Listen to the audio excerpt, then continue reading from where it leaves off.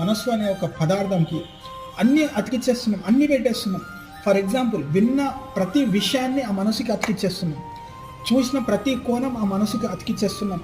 మాట్లాడే ప్రతి మాట ఆ మనసుకి అతికిచ్చేస్తున్నాం. సో ఆ మనసు అనేది చాలా ఇబ్బందిగా, భారంగా, భయంకరంగా తయారైన తర్వాత నీ యొక్క ఆలోచన శక్తి కావచ్చు, ఆలోచన స్థితి కావచ్చు, నీకు తెలియకుండానే నువ్వు కోల్పోతున్నావు.